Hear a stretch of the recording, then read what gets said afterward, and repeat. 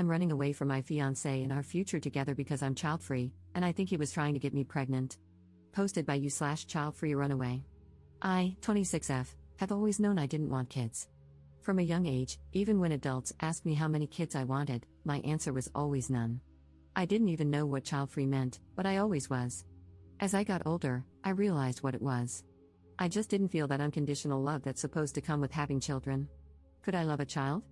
What if I can't be a mother because I don't know what that kind of love feels like? That's how I've spent my whole life. Then I met my fiancé, 34M, 2 years ago. He was my first everything, and I finally experienced romantic love. But when it came to kids, I still knew I couldn't do it. From the beginning, I told him that having kids was off the table. He said he was fine with that because he never really liked kids, so it wasn't a problem for him. 5 months ago, he proposed, and I said yes. We moved in together, and everything was perfect. We were planning our wedding slowly, no rush. That was until his sister had a baby 2 months ago. My fiancé instantly fell in love with his nephew and was there every step of the way. He bathed him, changed him, napped with him. It seemed normal, I guess, so I didn't mind. 3 weeks ago, we went to his sister's house for lunch. My fiancé was mowing her lawn when she asked me to watch the baby for a couple of minutes. I tried to refuse, but she looked so down that I agreed. I thought she would just put him in his stroller or something, but she plopped him into my arms and went upstairs. I panicked. I had never held such a small baby before, and I was terrified I might drop him. 5 minutes in, he started crying. At first, it was fine, but then he started screaming at the top of his lungs. How can such a tiny baby be so loud? I was almost in tears myself. I stood up as gently as I could and went outside where my fiancé was. I yelled at him to come grab the baby from me. He came over, took a picture of me holding the baby, and instead of taking him from me, he started giving me tips on how to calm him down. He pushed the baby closer to my chest and said, "He really suits you." I was on the verge of a panic attack. My hands were trembling, and I was even more scared to drop him. I yelled, "If you don't grab him, I'm putting him on the floor." He got angry, called me a bitch, and grabbed the baby. I couldn't handle it anymore, so I took an Uber home. He came home around midnight, showered, and went to sleep on the couch. The next morning, he was already gone when I woke up, and he didn't come home until 3 a.m. I told him we needed to talk, but he just said, "Tomorrow," and went back to the couch. The next day, when I came home from work, he was waiting for me. We sat down, and he apologized for how he reacted, saying he didn't know what got into him. I asked the question I already knew the answer to. Me, do you want to have kids now? Him, I don't know. I just love him so much, you know? Me, well, that's normal, isn't it? Him, I guess. But do you really feel that strongly against having kids? You don't even have to get pregnant or give birth, we can adopt. I talked about how scary pregnancy and childbirth were for me, especially because of how hard it was for my mom. She'd almost died giving birth to me due to complications, and she had to have an emergency hysterectomy. Me, that's not the only reason, and you know that. You know how I feel about not knowing if I could love a kid unconditionally. Him, I know, but you learn to love me, right? You can love a child too. Listen, we don't have to agree on this now. We can get married first and then revisit it.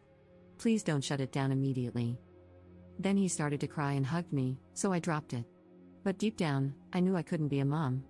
I know myself, and honestly, I felt betrayed by him. I thought I'd eventually start resenting him, but I hoped we could get past this. Then he started doing some strange things. He changed his wallpaper to a picture of me holding a baby, he started calling me mama, he wanted to start having unprotected sex, and he even began touching my belly when he thought I was asleep. I have fertility issues that I've never treated because what was the point? My period is irregular but mostly pain-free, so I never bothered to do anything about it. But when he suggested I go to the doctor to see what's going on with that, I panicked. It felt like he was trying to get me pregnant, and termination is still illegal in the country we're living in. So I left. I told him my mom fell in the shower and broke her leg, a lie, and that I wanted to stay with her for a couple of days to make sure she was okay. He said that was fine, and I waited for him to go to work. Then I grabbed important documents, some clothes, sentimental things, my dog, and I left. I don't know if what I did was right. I'm starting to doubt myself. Maybe he just wanted me to be healthy. Maybe he was just cuddling me or just liked that picture. But I can't shake the feeling that something was wrong. He hasn't realized that I left for good. He just questioned why I took the dog, jokingly. I didn't tell anyone, I just told my mom I missed her. Maybe I should go back and pretend everything's okay, But something about him feels off now, and I just don't know it anymore. I'm sorry if this is all over the place and extremely long. I just can't talk to anyone about this, and it's eating me alive. I probably left some things out of context, so sorry about that too. Relevant comments. Commenter. I'm so glad you did this. The number of stories on subs like this of, mostly, women who ignore signs like this and end up in extremely dangerous situations with even less ability to escape is very depressing. This guy is very selfish, and he clearly had no intention of loving the person you are. He loved the version of you that he was going to force you to be, including being a mother. At some point, he is going to figure out that you have left, and he is going to do literally anything he can to try to convince you to come back. But any promises he makes, like saying he will be fine with not having kids, are going to be a lie. If you go back, he will either change his mind and try to wear you down until you agree to have kids, or he will hold it against you and use it to guilt trip you anytime there is a disagreement. The key here is to stick to something that he can't argue with. Don't talk about how he made you hold the baby or even the way he tried to gaslight you. If you have to talk to him, just say something like, "You clearly want kids, and I don't, and we should both find people who want the same kind of future." Your goal, if you are talking to him, should not be to get him to understand that he is wrong. He will never do that. He is a narcissistic person. People like him are genuinely not capable of accepting fault. Your goal is to get him to move on so he doesn't become a stalker or something. Ops response. Luckily, he has never been to my home country. He has a super demanding job, so he doesn't even take vacations, making it nearly impossible for him to find me. Even if he tries, I'm not even in the capital or near it. Update 10 days later. So, I'm going to try to make this as chronologically accurate and concise as possible. If something is unclear, I'll clarify in the comments. The first thing I did after my last post was get a blood pregnancy test. It was negative. That night, I also spoke to my mom. I wasn't comfortable sharing every single detail, so I left some things out, but she told me she supports me and that I can stay with her for as long as I need. I also talked to my sisters. They admitted they never liked the idea of me dating someone so much older, but they didn't want to push me because they know me. If they did, I'd probably get angry, distance myself, and become even more dependent on him. I apologized for overreacting to everything and assured them that they should never hesitate to tell me if something feels weird or wrong. I called my boss and gave him a more family-friendly version of the story. He was absolutely livid, not only with him but also with me for not telling him sooner. He's like my work dad and was the one who requested that I join him. He said he didn't bring me to a foreign country without intending to take care of me. He promised to pull some strings to get me a position at the office in my country since my former position was already filled. He also told me that if I wanted to get my things back, I could go back on a Saturday, and he would accompany me. After thinking about it, I decided to go back. It might seem silly, but I had spent a lot of money on K-pop photo cards, albums, and mangas, and I didn't want to start my collection from scratch. So, I spent a couple of days with friends and visiting family, realizing how lonely and isolated I had felt in a foreign country. Even though it's not that far from home, I knew I could never leave my family like that again. Even my dog seemed happier spending every afternoon cuddling with my mom. I also visited my father's grave.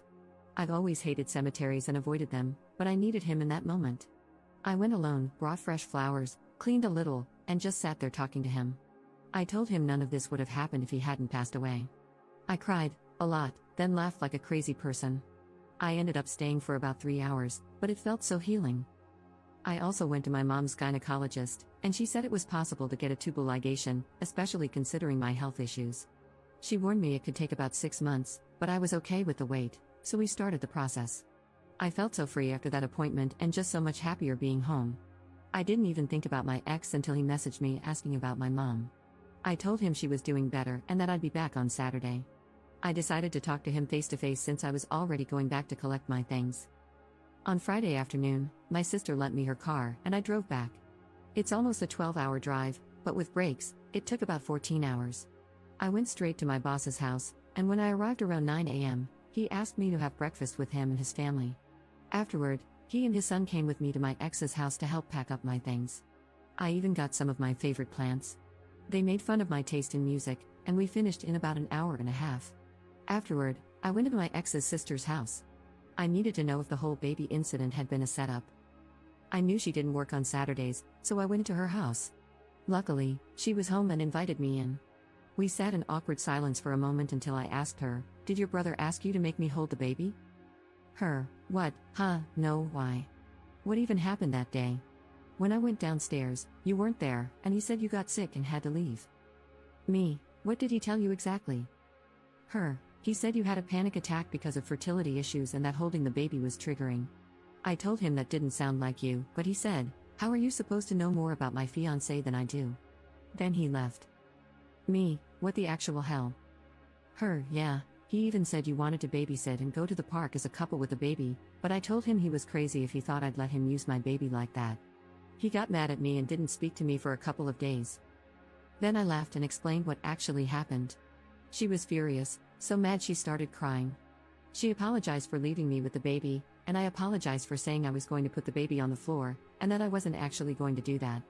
She said she was genuinely considering going low contact with him because his behavior was creepy, and she feared he might do something to the baby. I decided to tell her I was leaving her brother, and she said she understood. We hugged, and she said she'd miss me. I went back to my boss's house to wait for my ex to get home. I told him to text me when he got off work. I was a nervous wreck. I almost threw up.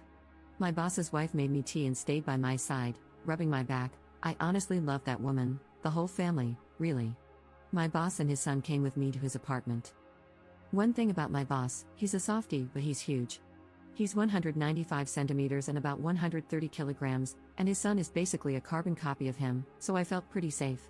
When my ex got home, he smiled at me but then saw my boss and his son.